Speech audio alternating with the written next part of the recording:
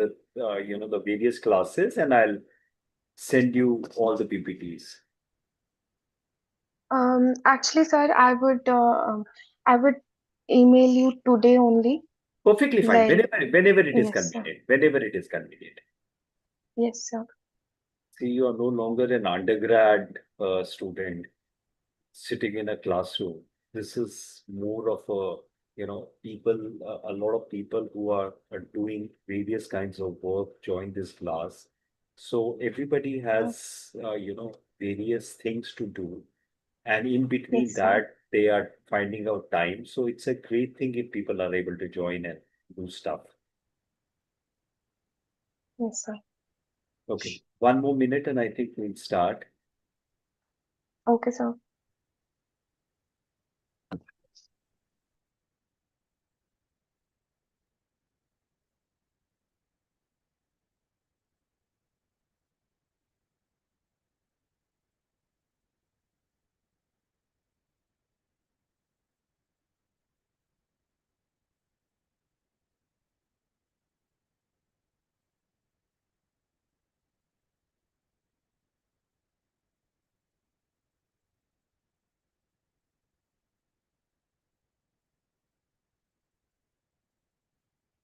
Okay, I think we can start. Whoever wants to join can join later. So we are in MDI 1, we are talking about unit 4 and 5. I've skipped unit 3. Uh, I typically, because we have only 3 classes in each of these, subjects, I'm trying to combine and trying to make the best. So this will allow you to get an overview. At the same time, it will also allow you to engage with different concepts and to be able to answer your end-term examinations and do your assignments, to be able to understand the subject largely and to be able to do your assignments and end-term examinations. So block 2, unit 4 and 5 are demographic imperatives and economic determinants. So let's look at this. As we had talked last time, migration is a permanent, semi-permanent change of residence caused by various factors. And historically, human beings have always migrated right from the evolution of human beings. Human beings have always been moving and migrating. And most of the migration is in terms of a real or a perceived, which is a subjective decision, betterment in a person's or a family's or a community's, living standards or employment standards or life generally. We looked at theories of international migrations in an it's an interdisciplinary subject. It cannot be explained with one particular subject. It is explained by multiple subjects. And if you notice among these theories of international migration, more often than not, this will not come as a question. Though, if you are able to, even take one point out of each theory, you are able to craft an answer onto your various questions which might come. So, if you notice in this, the first 4 theories basically has an economic angle to it, whereas the fifth and the sixth uh, also there is an economic angle to it, but it is not overt. But the first 4 has an overt economic angle to it. We did that last time. We did the neoclassic and the new economics of migration. Yes, sir. Quickly, it's basically economic theories from a macro level perspective of supply and demand of labor. And again, when we come to MDI 7 and 8, we talk about labor processes. And once we understand how the labor one of the core factors of betterment of life is to get a job, get a gainful employment, get a gainful wage, a better wage than what you are getting, because inevitably in a capitalist system of society, you need to do labor, earn a wage, and use that money for your basic needs and your savings, etc., etc. A country or region, large presence of labor relative to availability of capital, excess supply of labor, and low wages.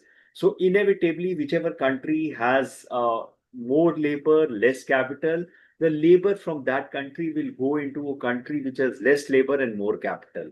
And that is why, more often than not, we look at a lot of migration from the global south to the global north. We In this whole discourse, we forget the fact that it was the global north which had colonized the global south and taken all its resources during the process of colonization. Assumes that pay and employment differentials across country are primary motivators migration. So this theory talks about migration will comes to a halt once disparities are eliminated. We've seen that this does not happen. Again, you need to understand theories are typically made at a particular era of time or a context of time. They are time bound and they are made by a particular scholar looking at a particular way to look at the world. So no theory is perfect. Each theory has its own uniqueness, and as time goes by, sometimes some theories are discarded. Sometimes many theories exist together. The new economics of migration, economic improvement in sending nation may not mean end of migration. It may increase the strain on migrants. Rise in return or local productive make migration more appealing. So inevitably, it so happens, according to this theory, that once a migration happens and remittance happens and the standard of living goes up, there are more people wanting to migrate rather than stopping migration, overcoming Yes. capital. And because inevitably migration is a costly venture in the sense that you are changing, you are going into a new culture, which includes a new language, a new lifestyle, a new way of looking at things. Uh, so there is a cost associated. There's an economic cost, there is social cost, and so on and so forth. Regardless of whether pay differentials exist or not, predicts that migration will persist, which we have seen does normally happen. Households in Yes, communities sir. with various income distributions may be motivated. And again, there is various. Every human being tends to look at any situation in their own unique way. So that is where we keep talking about a betterment which could be real or perceived. So a typical example is a whole lot of people who migrate from the rural areas into an urban areas perceive a betterment in their life, but actually their life quality of life really goes down. We talked about earlier in the last class, we talked about transnationalism and globalization, transcending distinctions of national boundaries, development of an increasing integrated global order.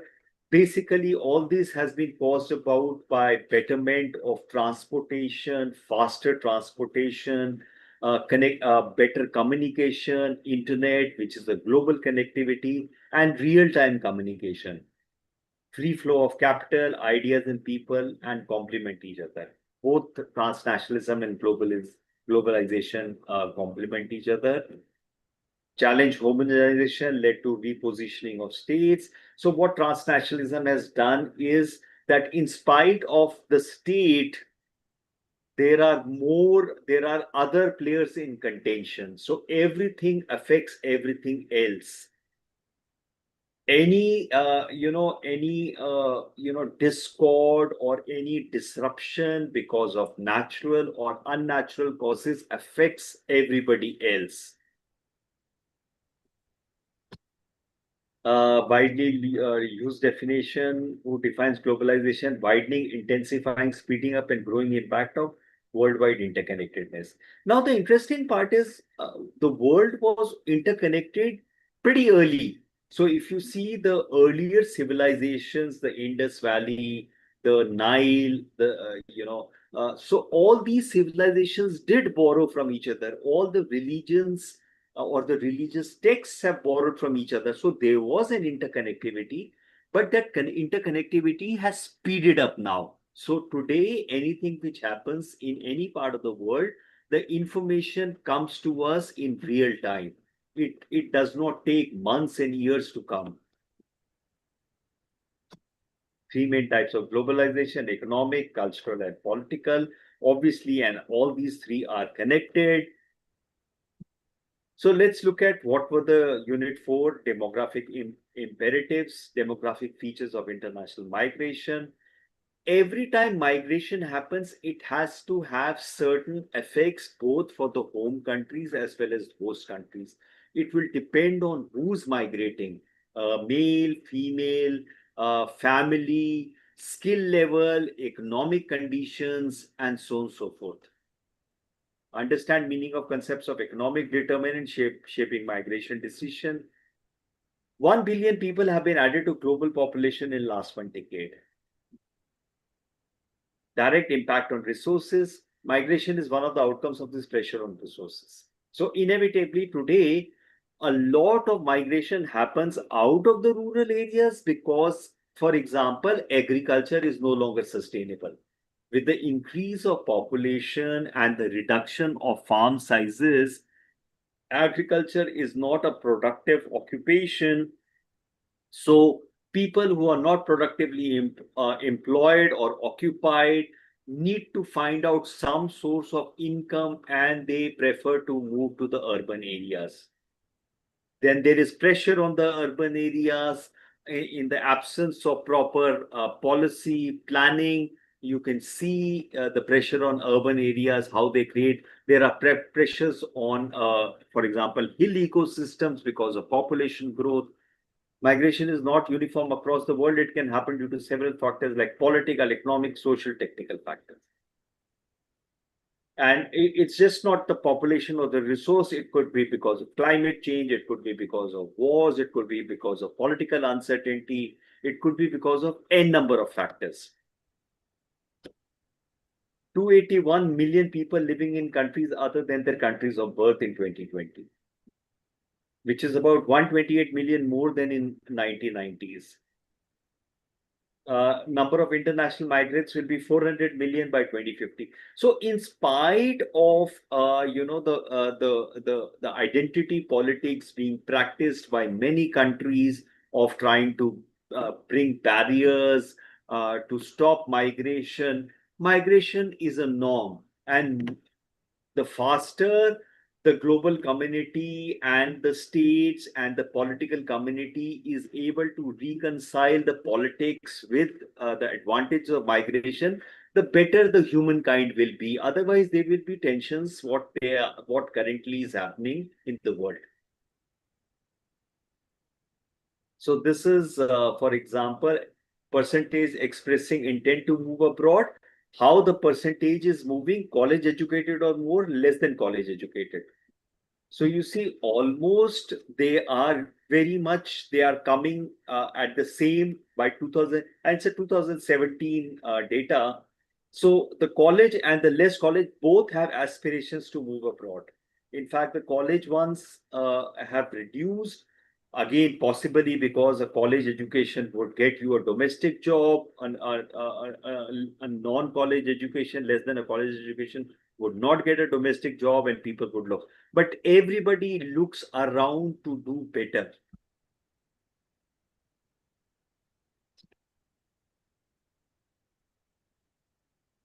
Largest corridors tend to be from developing countries to larger economies, which is natural because inevitably a larger economy has more economic activity going on, more economic activity. And if because there is more capital and less labor, obviously labor is Yes, a attracted. better perceived opportunity. Absolutely. It's not, it's a real opportunity because for a simple reason, look at the fact when Qatar had the world the football World Cup, they needed labor for building stadiums. So where did they get the labor? They got labor from India, from Nepal, from Philippines, from Sri Lanka, where there is a lot of, for example, even today, Indians are going in war zones of Israel, Palestine, and Russia, Ukraine. because there is the employment, there is a lack of employment. India has a demographic dividend which they are not able to encash. So obviously, people will move. Large corridors can also reflect protracted conflicts, related displacements such as Syria, Syrian Arab Republic to Turkey, because inevitably most people want to avoid a conflict. They want a steady life, they want a steady job, they want so inevitably once human beings became civilized, there was a sedentariness into life, but that sedentariness is typically when it is disturbed, people would like to move to places which are where they can again be sedentary. COVID-19 has impacted work cultures, intensifying digitization. So, what COVID-19 has done and the bringing of digitization is the fact now there is a new term which is called digital diasporas, which by these people can sit at any place and work for a company in some other continent, in some other country. A lot of work. For example, we are holding this class over Zoom, a digital, asset, and you could be sitting wherever, I'm sitting wherever, Sada sir is sitting wherever, and we can still talk to each other and go through a class. A complex demographic change is happening in the human mobility. So, we could, talk to each other without actually having to move. And we could, move for certain things, not move for a lot of changes are happening. On top of that, the economic, political, and military power has radically shifted.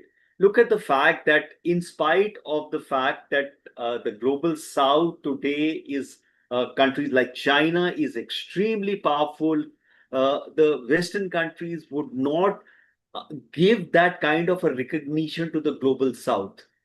India is the most populous country today. So the military power, the political power, the economic power is radically shifted in the last 3 decades, more evenly distributed in the international system.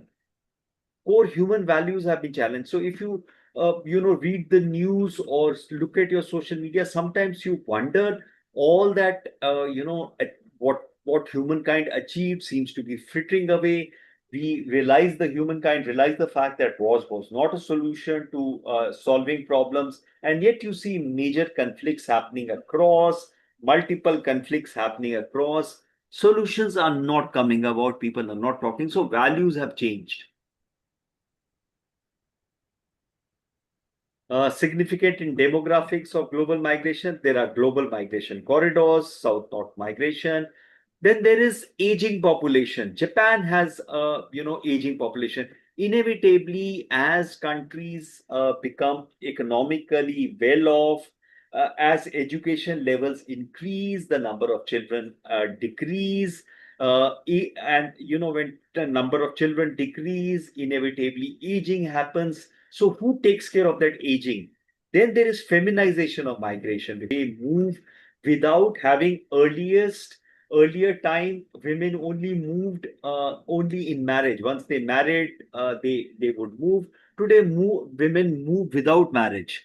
So there is a feminization of migration. A lot of jobs, for example, caregiving is female oriented, leading to a lot of women migrating. Yes, so South Indian nurses are the example.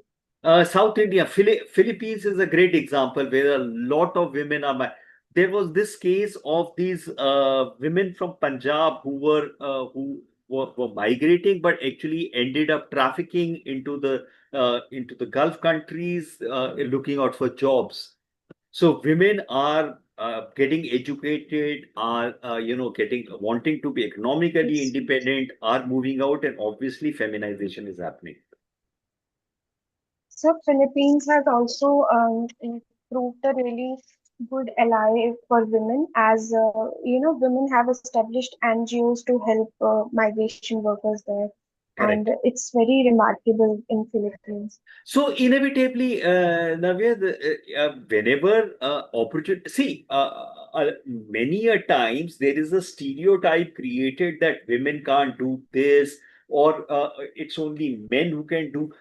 Men and women are identical in terms of the cognitive functions, in terms of agency, in terms of education. There might be a slight difference in terms of physical capabilities, but we've seen women in the armed forces, fighter pilots.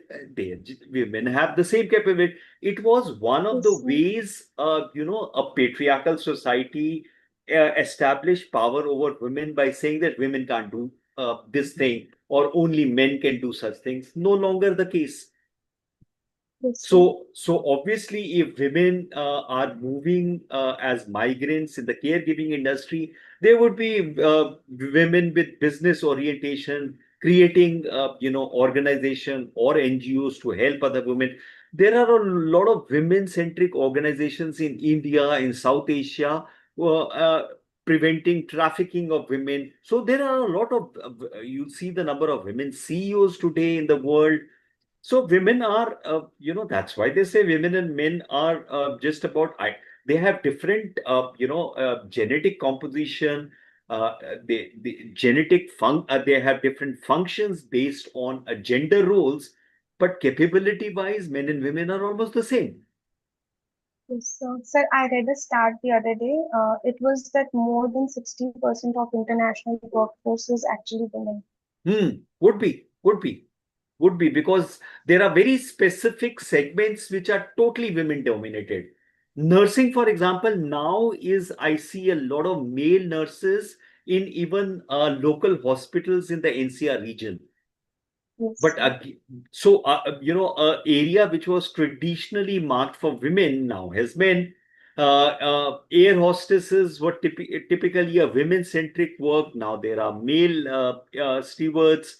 A lot of male-centric, workplaces have women in it. So, obviously there is a lot of mix which is happening on the labor force also, Yes, sir. characterized by two giant corridors, Global South and Global North. Again, South and North are not geographical terms. Uh, Stereotypically, they are geographical terms, but they are also saying rather used to describe a grouping of country along social economic. But if you see, typically the global south is, the world south, where there is countries with large populations. They were typically colonies. Global north is where there is more capital, bigger economies. These were the countries which, colonized the global south. There is even though there is migration within south south and north north, so there is a lot of migration which keeps happening. As I said, migration is a norm. And if there is not international migration, then there is internal migration. And and more often than not, a lot of times the internal migration is not adequately studied in terms of what is happening, how does it affect. Abhi, recently you would hear the news items about, in Maharashtra, there was this identity politics of language. Then a video came out in Haryana, they were picking on some Marathi workers. So, once you get into this parochial or identity politics, then everybody suffers in this process. Yes, sir. Global South represented by high population, low productive areas, unemployment, lack of productive employment drive people to move to the other side of the world. And everybody is looking. Today with internet, everybody is able to find opportunities. Obviously, there are scams, but at the same time, you are able, the diasporas help a lot of, these people in finding opportunities. The networks are created. The transnationalism helps people find jobs. Many of the global south countries have younger working population as global north. Look at India. Look at the youngsters which are there, and the inability to find gainful employment many a times drives them to leave the country. So, 2019 top 20 origin countries, India is number one. Mexico number two, Russia number three. China has dropped down to number four. Top 20 destination countries: US, Germany, Russia. And now, with this current Trump administration's policy, you will see that this will change. People would not prefer to go to US, as much as they would prefer to go to the other countries, whichever country is welcoming. Yes, sir. So now what typically would happen is with this current regime in the US, what they would do is they would drive immigration away to their loss, because in one of the other units you will see, or possibly later in this unit you will see how immigration or immigrants contribute to the national economy of the host country. They help send remittances to the host country, but more than the remittances, they contribute tremendously to the host country, because they get skills, they do jobs which the locals are not willing to do. Look at the fact that today in India, for example, if you take an Indian example, a whole lot of the jobs which normal Indians would not like to do are being done by Bangladeshis. Garbage Yes, picking sir. is one. Because of the caste system, caste Hindus would not like to do this job. So they are doing that job, they are earning money, and they are paying taxes whenever they buy something. So they are adding to the GDP of India. Yes, sir. Even it can be seen in our cases where we as youth would not like to work in a mall or something like that in India. But if we move to some other country, we will do certain jobs, like for example, Correct, work in correct, a correct. hotel or cafe. So yeah, Correct. we will become the highest So, taxpayers there. correct. So that is predominantly because the caste system and the culture and the process of disencouragement from the families Yes, in sir. terms of, again, a class and a caste hierarchies. Whereas when you go outside, then the currency conversion makes a difference. So if a dollar is equivalent to 86 rupees, well, you are able to make that kind of a money. That is why a lot of Indians go to the Gulf, because uh, because you are able to earn better money. Are you able to hear my voice? Yes, sir. Okay. They are able to make better money, and once they make better money, they are able to remit money back home to help improve the lot which is back home. Yes, sir. Migration reduces with age. More younger people migrate because younger people take more risk. On the other hand, it creates demand for migrant labor force, such as demand on healthcare system. So if a youngster is migrating, for example, in urban centers today, Indian urban centers, if the youngsters are migrating abroad, what happens to the parents? So obviously the parents then require somebody to take care. There's a pressure on healthcare, then that can be sustained by nurses or caregivers moving in from the rural areas. So migration puts in various other issues which needs to be taken care of.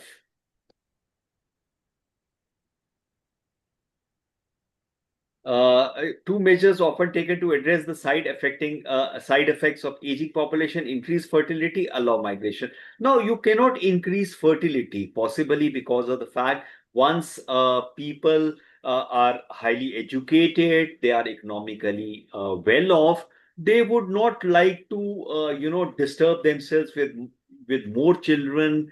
And we have seen that the more educated, more mobile youngsters who get married limit themselves to one child. uh, so the second way is to allow immigration. Now that is where the migration policies, guidelines, procedures become important. Migration still sometimes, in terms of policies, is falling backward with the kind of migration which is happening. Countries are scrambling because, remember, bureaucracy is slow across the world. South has relatively young population, migrate to global north. Not only high-end workers, but also constitute caregivers, elderly, housemates, and many other low-skilled areas. So not only high-skilled, but low-skilled. In fact, later in one of the units or one of the subject, you will read about brain drain, how high-end. So India, for example, loses a lot of its engineers, doctors to the West, because the environment or infrastructure is not good enough for them to utilize their skills. And if you see, in fact, the most of the Silicon Valley in the US or most of the tech in the US is done by Indians and Chinese. Yes, sir. But it does give rise to the issue of under equalization as well, right? What under equalization? For example, an engineer here would be working as a on such a normal job or something like that when they Hmm. first move to different countries. So Hmm. their skills are not being optimized to the efficiency they are trained for. No, no, I So didn't get that in there. Navya, what does that mean? so for example, if an engineer is graduated here and they go to a different country, so for a few years in the starting, in the beginning, they will have to work on a very low skilled job. For example, Uh, they would be driving or they would be working as a housekeeper or something. okay, So their okay, skills are not being optimized. So okay. that is also issue, rising issue, right? Possible in certain cases, but more often than not. See, for example, today a very large number of Indian students are studying in foreign universities from where they are picked up. For example, the whole Yes, sir. Silicon Valley is picked up is a lot of them are immigrants. Elon Musk is an immigrant. In fact, the irony is Trump is an immigrant who's the president of Okay. US. US is a country of immigrants, and a country of immigrants is today talking about a ban on immigrants, which is the ironical. But that's the Yes, sir. politics part of it. So let's not talk politics about it. The point is, there are all kinds of case studies which happen. So typically, let's say an engineer from IIT who graduates out of IIT in, let's say, aeronautical engineering or a cutting edge computer engineering. If he or she is not able to get a commensurate job in India, would definitely look abroad or study abroad and then get absorbed out there. So, that is utilization of his or her skills. There would also be cases whereby what you are saying is that they would go abroad in a different job and then switch. So all kinds, see, every individual has its own strategy into immigration or migration, and they look at whatever is beneficial for them. But So sir, do other countries really respect the education we are getting in India? listen, they respect the skill. Okay. So the point is, if a US look at the US based companies or corporates operating in India, Yes, sir. they are respecting the education and skill of the Indians, and Indians have always, throughout history, have been extremely good in technical computer and software skills. Yes, sir. If India is not able to utilize its engineers or its skill based professionals, then somebody else will be able to utilize it. Because listen, at the end of the day, today with transnationalism, with globalization, you can just work anywhere. So that Yes, becomes sir. a loss for India in terms of, so for example, doctors who have gone abroad. Now that's a skill lost because if look at the fact there are 20,000 students were studying in Ukraine for medicine when the war broke Yes, out. sir. Now think about the fact that if each student is paying even 10 lakhs in India, a doctor's education is about a crore. Even if we are talking about 10 lakhs in Ukraine for one person, 20,000 students, that much money outflow is happening. Now, these students then not only study, then they are able to utilize their skills into the healthcare system. It's a loss for the home country. Yes, sir. Now, respect is a different thing because for a simple reason, understand, whenever you're going in an alien culture, that is why diaspora formation happens because you are in an alien culture. There might be racism, there might be all kinds of things. a typecasting might come in. You are obviously not in your own place.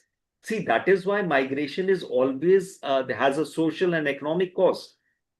Because what you are comfortable in your own home, think about the fact, the amount of comfort that you have in your own home, even when you get married and go to your husband's home, you're not comfortable.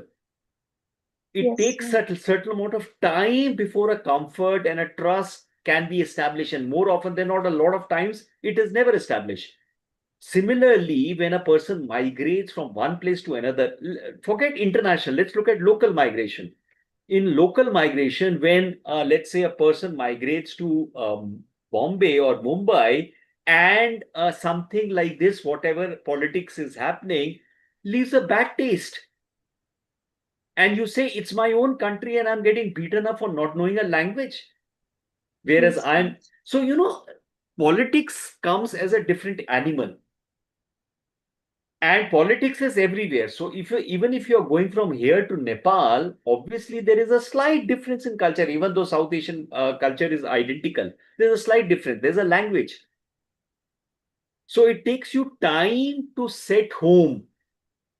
But then in South Asia, you are much more at home because cultures are identical.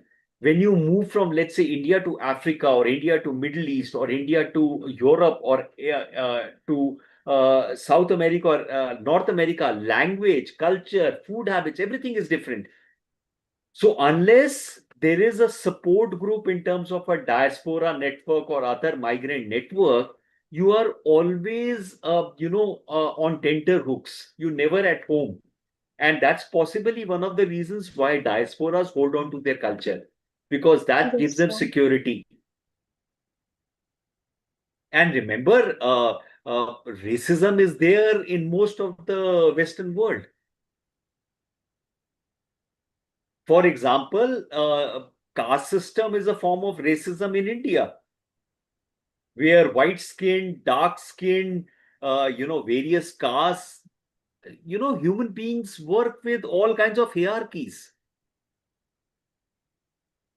Navya? Yes, sir.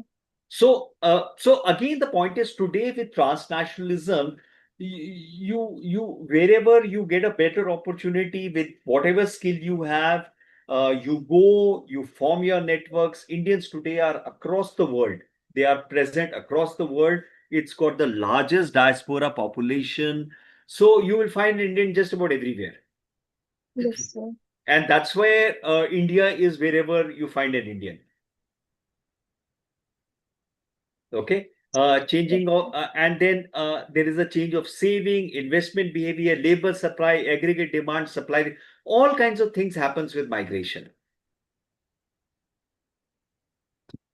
Look at the aging population. Projected global population age 60 years, and inevitably the Western world is aging, the developed world is aging, and for caregiving they need people. Those people are coming out of immigration. Immigration tends to bring in other dividends or other problems. Then identity politics comes about, which goes anti-immigrant sentiment. But the point is, you cannot do without an immigrant. Today, if the US throws out all its immigrants, the nation will collapse. yes, sir. Feminization of migration, rise of service sector, international. And then besides service sector, student migration. Look at the kind of girl students which are migrating abroad. Today, the Yes, sir. Middle East, Dubai, for example, has become the most favored destination for Indian students, both male and female. That is because of the fact India is not able to provide them quality education. Then they are also you forget the fact that going abroad, and especially to the Western countries, has a notion of status. Yes, sir. So that also becomes an important factor for migration. So movies like Swadesh shows that when this guy comes from the US, when Shah Rukh Khan comes from the US, he's got a stature. So you might be doing a janitor's job in US, but you're coming from US. So that is status.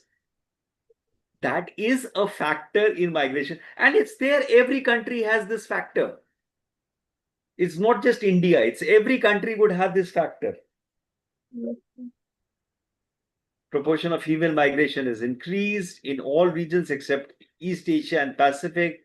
Among all international varies considerable. So women, while in 2000 males to female split was 50 to 49, the split is 51.9 to 48.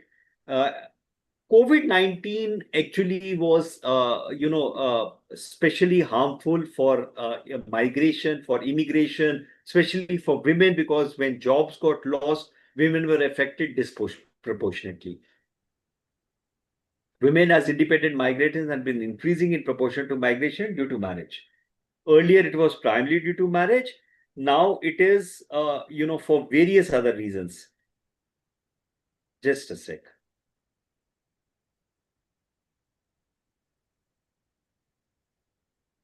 Just a second. Okay. So look at this. Male to female migration. 51.9 to 48.1. And look how Latin America and Caribbean is almost the same.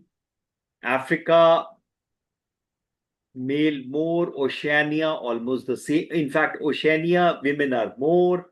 Asia, women are less. Yes, sir. Europe, look at Europe. More women. North America, more women.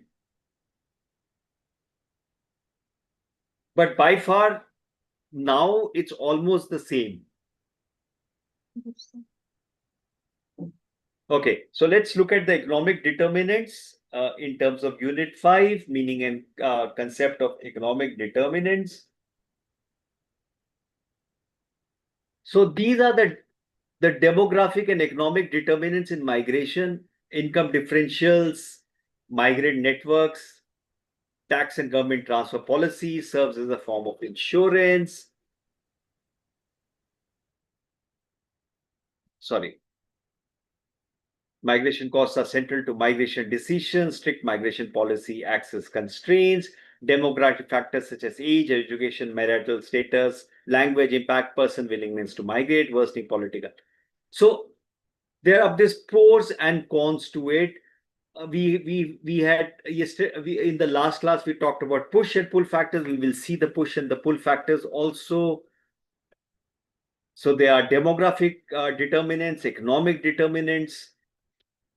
Economic determinants, major motivational determinants. Remember, it's a cost to Yes, migrate. sir. It is not simple. You have to take, if you do a internal migration, cost of the transportation, cost of stay. Whereas if you do international, cost of passport, cost of visa, where do you stay, how do you go about, better earning and living opportunity are factors to have some economic aspects and dimensions related to it. Low agricultural income, unemployment, underemployment, major factors driving the push factors. Improve potential for increased earning, income and wages, better employment, higher standard of living, the pull factors. So we'll continue to Yes, see the sir. push and pull factors in various migration decisions. So for example, no employment opportunity is a push factor. Yes, sir. So for a rural area, lack of employment opportunities a push factor, and urban areas, the the overall reach of caste system. So for example, in the urban areas, caste really doesn't matter. So you can pick up any kind of employment. So that's a pull factor for the Yes, rural sir. migrants. Individuals being rational human making decision makers on their own self-interest to maximize efficiency and earning. Now, this statement is also not totally accurate, as we will see in subsequent units. Many a times the human actor is not very rational. There are other considerations. There are emotional considerations. Yes, sir. So, for example, a status is not a very rational decision. That if I go to the US as a janitor, that is not a rational decision. Cost benefit analysis prior to making migration decisions. We've also seen that many a times a cost benefit analysis an individual actor is not able to make. It's a perceived, not a real. Undocumented Yes, sir. migrants make up large portion of migrant population. Primary motive is to migrate is economic. And when we talk about undocumented migrants, we are talking about international migrants. Yes, sir. Significant impact on countries' economic growth and development leads to economic growth. There are enough studies which have shown that immigration actually helps the host country economically, adds to development of human capital in receiving nation, accounts for significant push, because every human unit, when existing, does economic activity and adds to the economy, because for a simple reason, today everything that I do, I pay tax. I drive a vehicle, I pay tax on petrol. I eat stuff, I pay tax on food grains, I pay tax on vegetables. I'm doing economic activity. It adds to the country's economy. Economic migration decision influenced by a variety of macro and micro factors. Stocks and flows of migrant, wage rates in destination origin companies, economic opportunities, inflation, exchange rate becomes a very important thing, and currency, exchange rates in destination and host country. Ability to if I do not have the ability to transfer hand, it's a deterrent. Are all macroeconomic impacts. So Yes, as I sir. said, if I go to the US, $1 is equivalent to 86 rupees. So even if I'm earning at a base rate, then I try and save money to be able to remit back home. Yes, sir. And the same happens with internal migration in terms of going from rural to urban areas to be able to earn money to remit back home in the villages. So income differentiations and imperfections in developing economy, increased household income and liquidity are more immediate and net benefits of migration, because those remittances help your basic needs in terms of food, nutrition, education, major factor in deciding whether or not to migrate.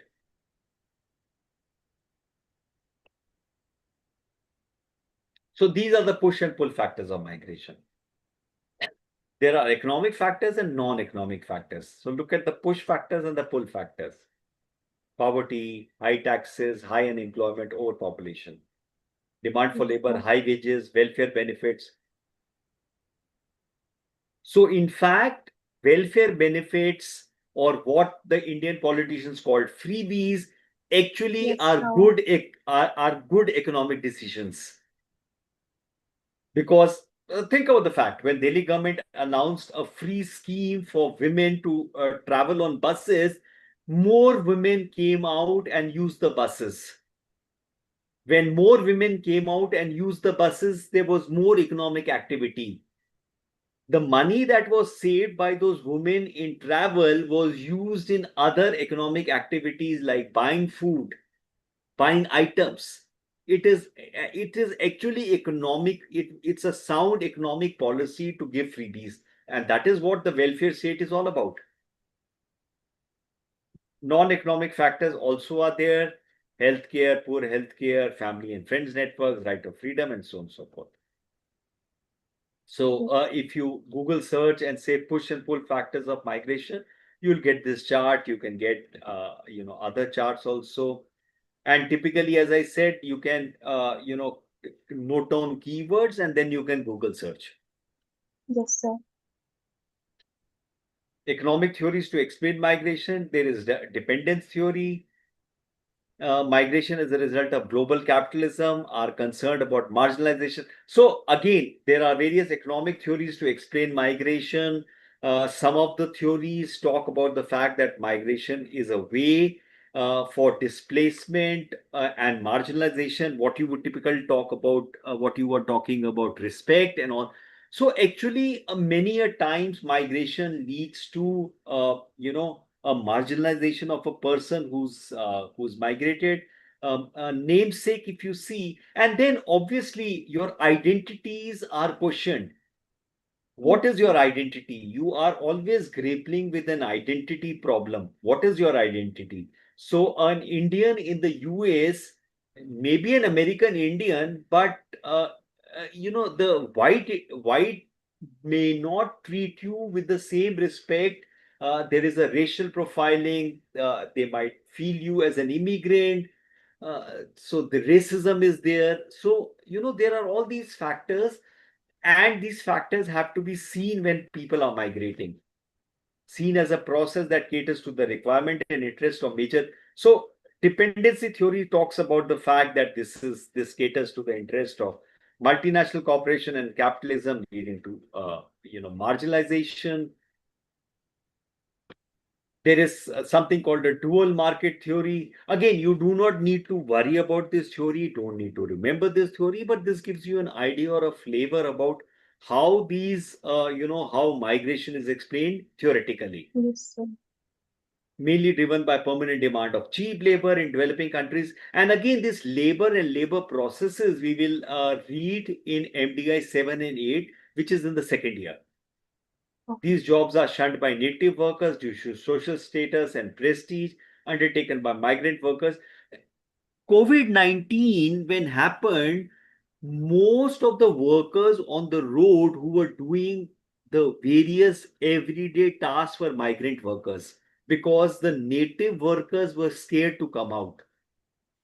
So it was the migrant workers which picked garbage, which cleaned drains, which made sure that the city worked, and so on and so forth. Migration is a result of relative deprivation. People's choice are influenced by a degree of pleasure or deprivation compared. So inevitably, if you are in a particular place and you've got a good job and you have a good quality of life and a good standard of life, more often than not, why would you look at migration? You might possibly Yes, look sir. at you look at travel, but why would you leave that place and go somewhere else? And that is why migration is the result of relative deprivation. You don't have something and you want that something, then you migrate. Minimizing relative deprivation rather than maximizing of absolute wealth drives migration decisions. There is poverty. I have not enough to eat. It's a deprivation. I would migrate to a place where I'll get enough food. Is a risk and income diversification strategy utilized by, and inevitably households utilize this migration as a strategy, a risk strategy also. So today, for example, if there is a political uncertainty in a country, you might send some people abroad to set up base in another country so that you could later migrate. Yes, sir. So a lot of Indian parents send their children abroad to settle down in the US or Canada, get a green card, and then they immigrate. Yes, sir. Imperfections in the variety of market, labor, capital, insurance are important economic factors.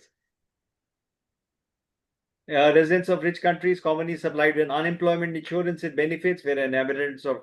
Now, this also, for example, in the US, the new administration is cutting down on a lot of food stamps, on a lot of welfare measures. Typically, what this is a term which we call neoliberalization, which is an equivalent of free market economy where welfareism is being cut back.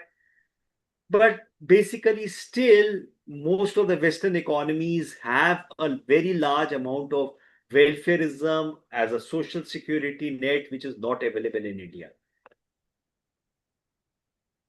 Cost benefit analysis. The family as a whole determines members of the household will migrate. Prospective migrants frequently conduct cost benefit. You may not take a pen and a paper and decide on a cost benefit analysis, but you choose. For example, when you choose a profession, you look at cost benefit analysis. How much time will I need to prepare for a particular, particular profession or a particular career? What if it does not work out? You are looking at cost benefit analysis. Yes. Leads in a positive net return to migration to the individual.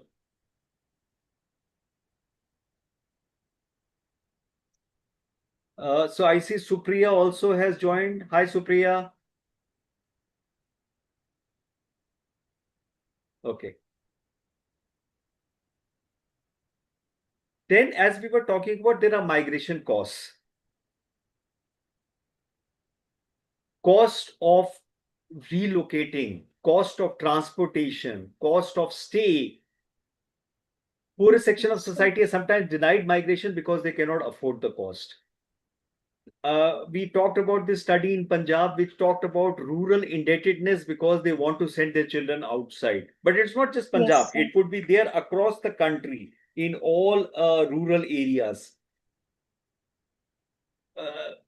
So inevitably from rural UP or rural Bihar or rural MP to come to metropolis like Delhi and Mumbai would involve costs. A lot of times these people might take a loan. What happens? So typically, for example, in Gurgaon, my domestic's husband, who was a labor, broke his leg. It's an extreme while working. It's an medical expenses. So what do they do? They take a loan, get into indebtedness, then more migration happens. Visa fee, Yes. resident permits to gain legal entities. There was this case about this boy who went through the illegal route or the undocumented route, had paid 40 lakhs from Haryana, I think, this boy, and then he was deported from the US. Sorry, 40 lakhs would inevitably have been collected by selling land. Yes, sir. But they look at an opportunity which he would have got possibly if he would have been successfully incorporated in the society, got a job, he would have repatriated, improved his life. Then there are taxes and government safety nets. So if a country imposes too many taxes, for example, the Indian government imposed a lot of taxes on a lot of cutting edge, computer softwares, on AI. A lot of these companies have shifted to Dubai, where it's tax free. Currently, UAE is offering a golden visa for Indians by paying 23 lakhs tax free after that. So you can pay 23 lakhs, get a 10-year visa, and then go to UAE, work out there, earn money tax free. Now, people would do cost benefit analysis. If I was to do business in India, what are the kind of taxes that I'm giving? If I give this money upfront, and if I'm able to do this business, if I'm able to earn this money which is tax free, if the cost benefit analysis goes positive, people will immigrate. Yes. Government safety nets. In the absence of safety nets, in the absence of security, people would like to go where there is a security. It's a major factor because as people get older or even younger people, if there is a safety net, they would like to work in a place where there's a safety net. Social insurance schemes and program, better civic facilities, better healthcare, better opportunity. For example, the NHS in UK, everything is free. It's a free healthcare system.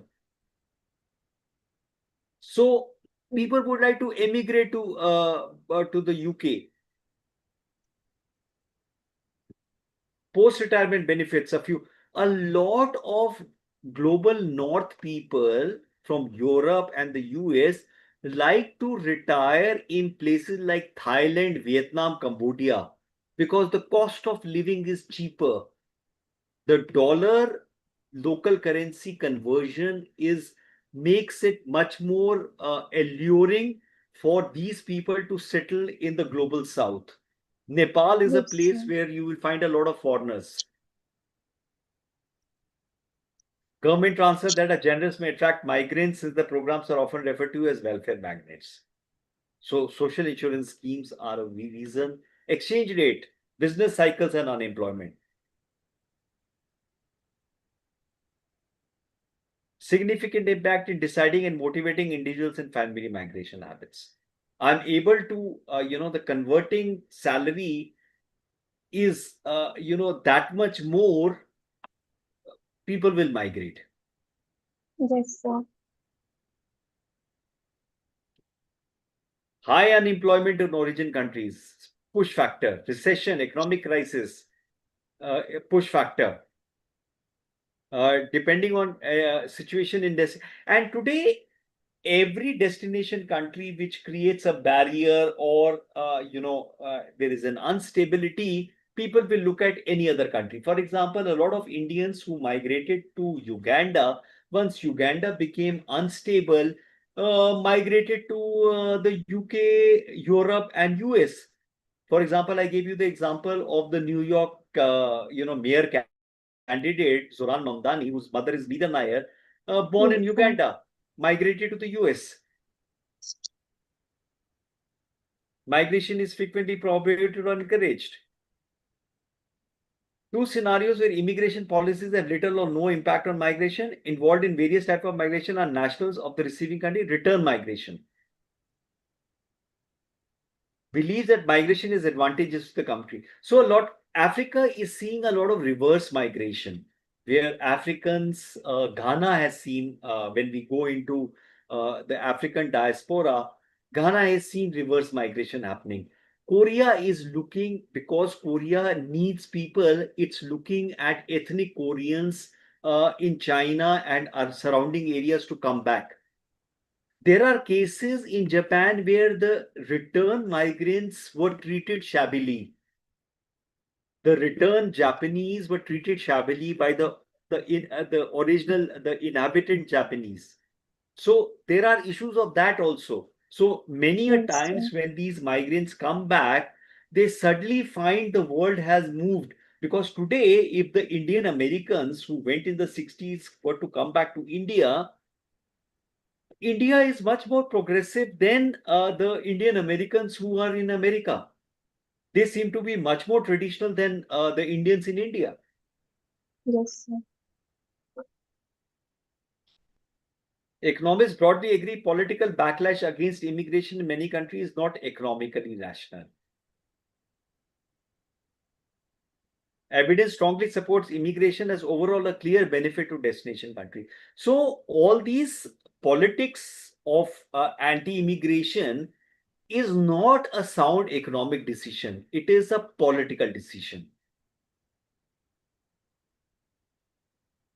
It is not a sound economic decision, because enough studies have shown that uh, immigrants actually are better for the host country. Yes, sir. So there is this 2023 news article from the Newsweek about the real impact of immigration on the US. Immigrants add 2 trillion to the US GDP in 2016 and 458.7 billion to the state, local, and federal taxes in 2018. So any political entity which talks about immigrants being bad actually is a political rhetoric. It's not a sound economic thing. Yes, sir. After having spent billions of dollars in taxes, immigrants were left with 1.2 trillion in spending power, which they used to buy goods and services, contributing to local business economy.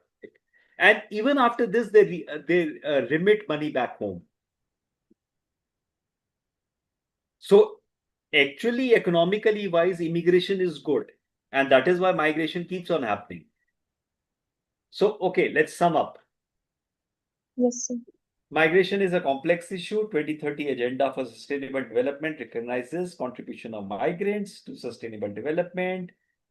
Dynamic phenomena responds to complex range of factors, geopolitical situation, technology changes. So every time when you hear something that migrants are bad and migrants do this, and migrants this and that. That's a political rhetoric. It's in the domain of politics, not in economics.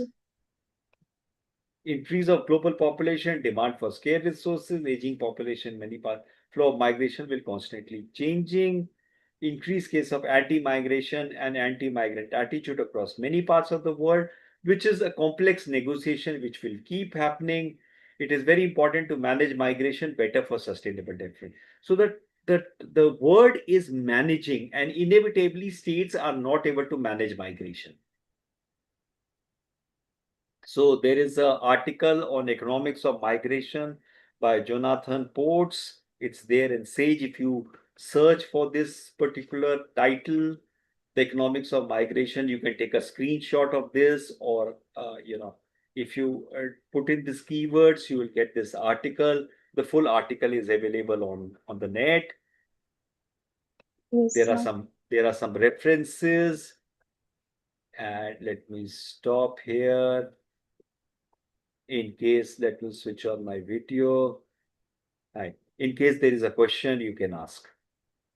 Hi, Supriya. So, Can you hear me? Okay. Supriya is yes, silent. sir. Yeah, Navya, tell me. So I wouldn't say I'm going to ask you questions. Rather, I just want your take on certain things that I would like to discuss with you. Tell me. First would be, what is your take on India allowing dual citizenship for its diaspora? It's a big political decision. I'll tell you why. Because with the size of the country, 1.4 billion people, 140 crores. Obviously, Yes, 140 sir. crores are not voting people, but there is a sizable voting people. How, this needs to be talked about. Unless, see, what we are now, we have come to a point is governance has become complicated and complex.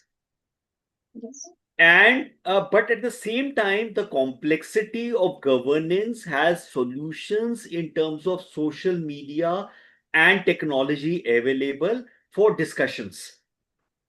What we have suddenly we are noticing from considerable time, that discussions are not happened and policies are rolled out. Now, what happens typically in a complex and a diverse country when a policy gets rolled out without any discussion? Remember, nothing, no theory or no policy is perfect. But when you are able to discuss and figure out and think through on various aspects of a policy or a decision, then you are able to come out with something better than what is being rolled out. You see, every time a decision or a policy gets rolled out, there is all kinds of chaos which happens. yes, sir. A case in point being demonetization.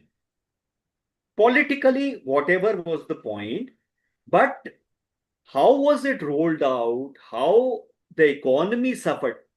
India has been majorly hit economically after demonetization, with leading to major losses.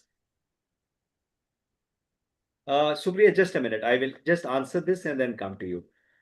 So major attack on informal economy, and India had a lot of informal. So the point is, any decision, and it's a perfectly valid point whether diaspora should get a dual citizenship or not, needs to be talked about. What are the advantages? What are the disadvantages?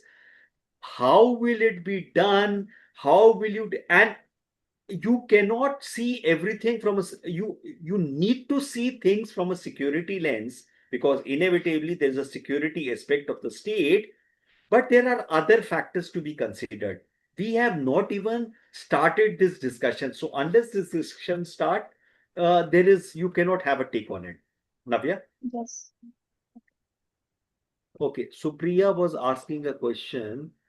Supriya says, what I want to, with the rising tariff war between US and China, we have witnessed agreement USA withdrawing from major institutions in terms of economic asset. Okay, so Supriya, economically, it's an extremely bad decision. It is a political decision. everybody in the US, including the leading economists, are talking about it being a political decision. The whole concept of MAGA is a political decision, it's not an economic decision. And inevitably, we have reached a point of the world whereby politics is going to lead to disruptions. But what will typically happen is somewhere down the line, these negotiations. See, for example, he put in a tariff, then he put a pause to it, then there is a confusion. These are disruptions. So this is the way the world will move forward between fight between politics and economics. Inevitably, economics will win. So these will be temporary blips. There will be, supply chains. Again, in MDI 7 and 8, we'll read about supply chains. Supply chains will change. People will figure out how to do business in this uncertainty. Think about the fact that countries like Syria going through a civil war, people were there, people were existing, people were doing business. So these disruptions will continue to happen in the world. Sophia?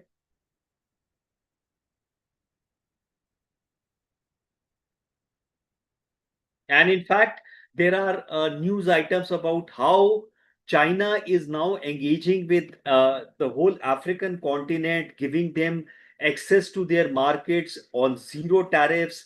So obviously, see, there's a power shift, there's a political power shift happening, and US is not sure how to respond. Even the West does not know how to respond because globally it's not a unilateral world now. It's not a unipolar world. It's a multipolar world. And these geopolitics is changing very fast. US and West is lagging behind. For example, China is at par or better than US in cutting edge technology. If you look at the global ranking of universities across the world, in the top 10, 9 out of 10 are Chinese university. One is a US university. India is nowhere. Okay, any other question?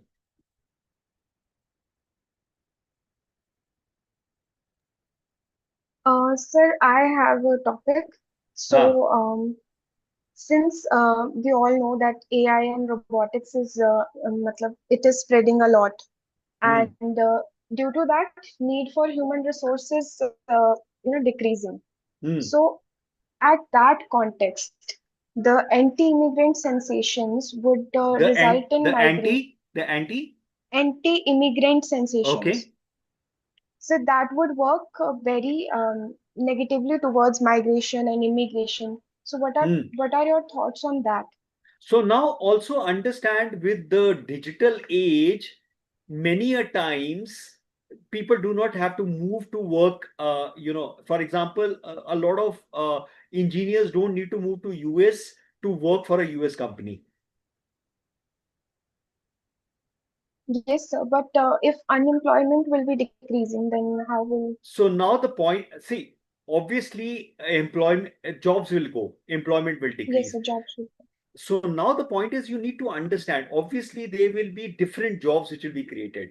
So the skill sets are changing. Listen, we are living, so as I said last time, as a youngster, it's a it's an extremely exciting world because you know and I was reading this article which was saying that today 9 out of 10 youngsters are reading subjects which will have no jobs by the time they finish their education. So Okay. everybody, and it's not just youngsters, everybody has to understand of skills, reskilling. You cannot now look at a job, enter that job, and hope to retire or die out of that job. Things are changing very fast. Yes, sir. So idea is to continue to learn new skills, see where there is employment opportunities, self or company employment, keep moving. Do not get stuck in a state, in a nation, in a country, wherever there is an employer. So today, in fact, there will be a set of people who will be global citizens, because wherever there is an opportunity, they will be there. And then with the countries are now giving digital diaspora visas. So, for Okay. example, South America, Gulf, there are digital diasporas where you can be there. You are not a citizen. You are there for an extended period of time, working for a European or a US or a Chinese company. So the whole concept of migration itself will change in terms of how people move, because today I can be a part of multiple countries, uh, and not be a, and not be a citizen of one particular country, or be, see, citizen will still remain, because inevitably I need to have a moving in terms of a passport. But I Yes, would sir. suppose somewhere down the line there might be some global passports available, because that's the way the jobs are moving, that's the way people are moving. Yes, sir. That could be so. It is a very interesting world which is unfolding. Okay. Yes, sir. That was all. Those Okay. were all the only questions. Wonderful. No, in fact, everything that we think as a set way of doing is under threat. Yes, sir.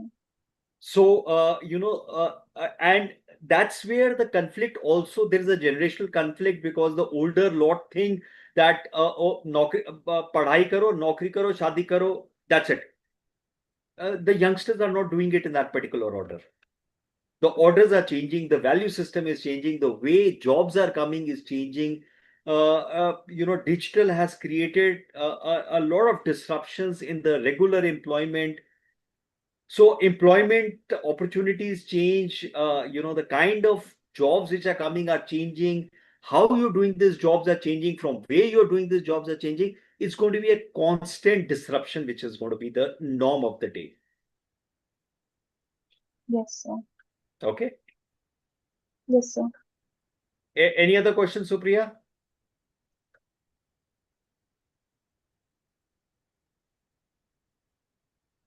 Okay, I don't think so. Anyone?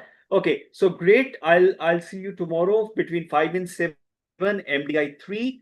Have a wonderful evening and a wonderful Sunday. Okay, Yes, bye bye sir. then. Thank you, sir. Bye, guys.